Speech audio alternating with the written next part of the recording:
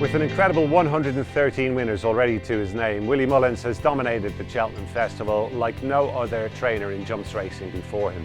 And yet his thirst for further glory at the sport's marquee fixture appears to remain as strong as it has ever been. The Lord Bagnall Hotel here in Loughlin Bridge has played host to celebrations for many of those big race successes over the years, so it seemed a fitting location to catch up with the champion trainer of Britain and Ireland as he readies his formidable squad for 2026. I think we've a nice team, probably haven't shown themselves off as well up to this point, but I'm happy enough that come the day they'll be there.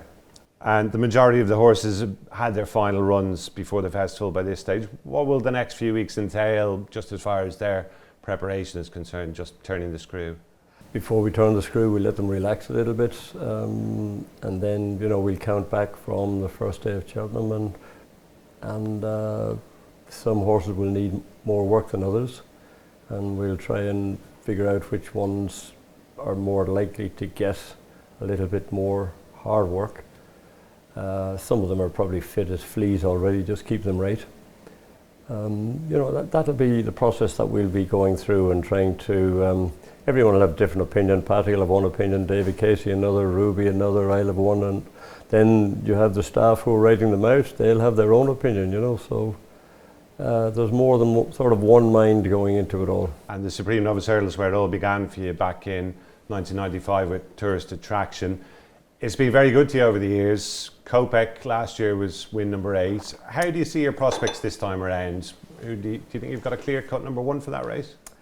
No, I don't. I think we've a few nice horses for that race. Leader Dallier, the horse that won in Punchestown, I know he was well beaten at Christmas, but I think he'll leave that form behind.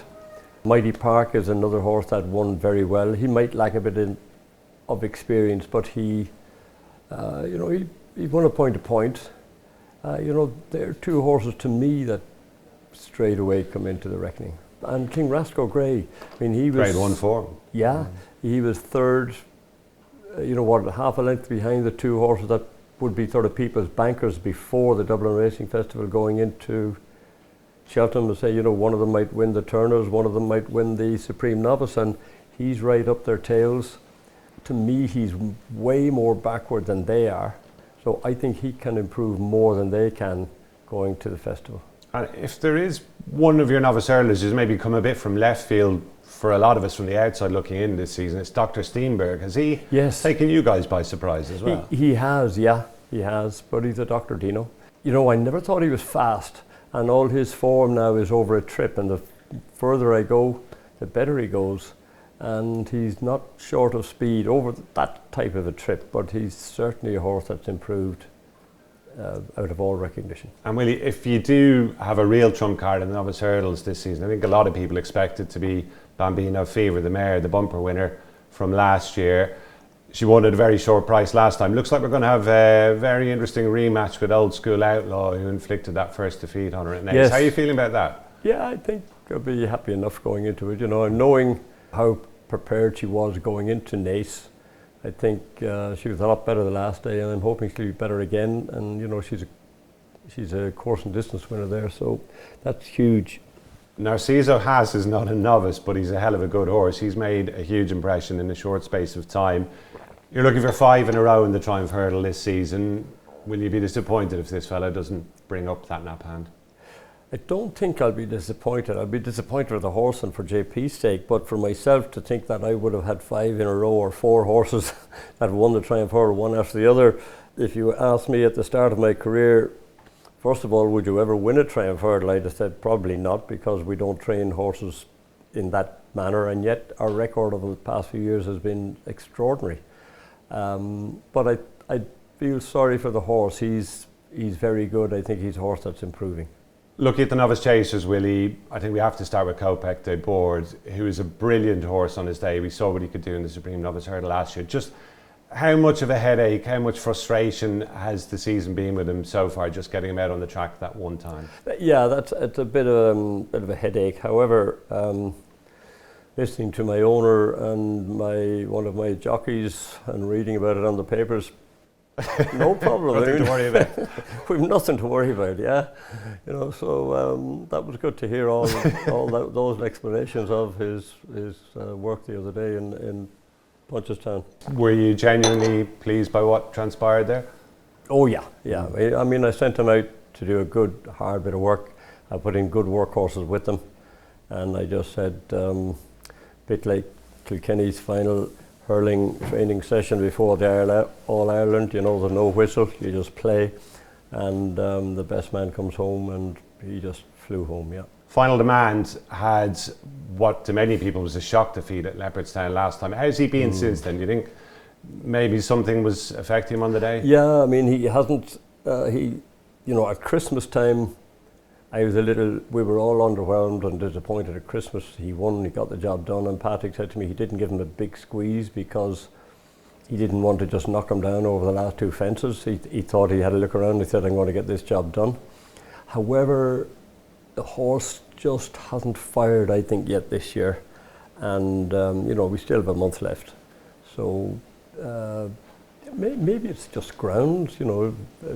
It was very tough ground in Limerick, very tough ground in Leopardstown, and yet he looks like a horse that should relish those conditions, but maybe he's not. So we'll see. All seems fine at home. He's eating up and doing everything right, but I'd like to see him a bit perkier.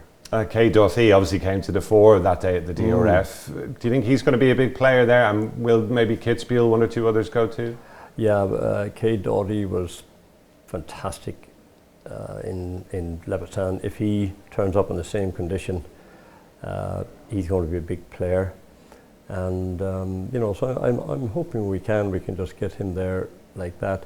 Kitzbühel, you know, he went a half mile shorter and didn't make the running. I'm not so sure that was the right tactic on the day.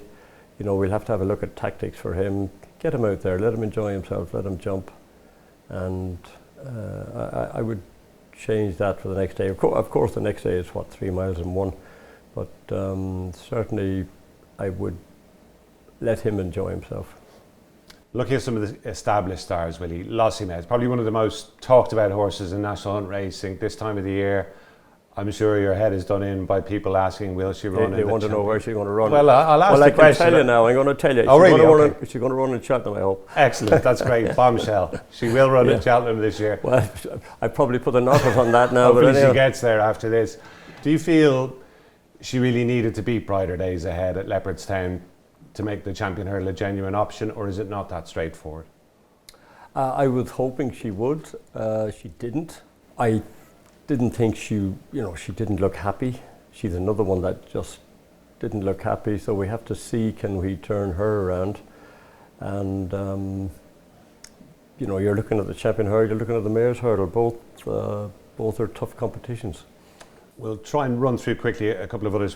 Magsborough, have to speak about him. Everybody was raving about what he did at Leopardstown. Have you seen a better performance from a national hunt horse this season than that? No, that was a hell of a performance, and you know, if he comes up in that sort of form, that'll be one to beat, I think. Yeah.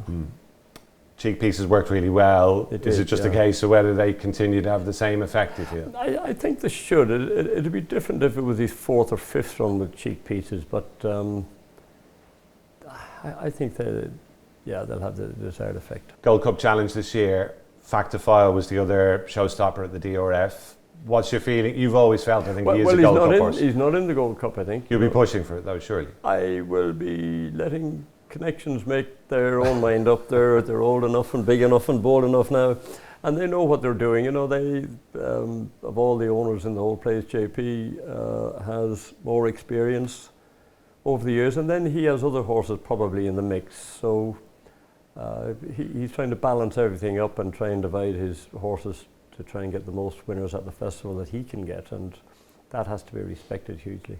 If you can persuade them, as I'm sure you will try, is he going to be your clear number one going there this year? I mean, Gallopin has been an incredible horse over the years, but do maybe the recent evidence that we have, does that show maybe Factifile is maybe the horse for the here and now? Gallopin Deschamps ran well the other day, very happy. If he gets soft ground around Cheltenham, you know, he can be a hard horse to beat. Gaelic Warrior, whichever direction he goes, he's obviously going to be there. I am Maximus, I think, jumped off last in the Irish Gold Cup and finished 5th. You know, so if he runs, he could go there. I'm not sure whether he's going for the national either. You know, all those things have to be thought about and decided upon, which they aren't yet.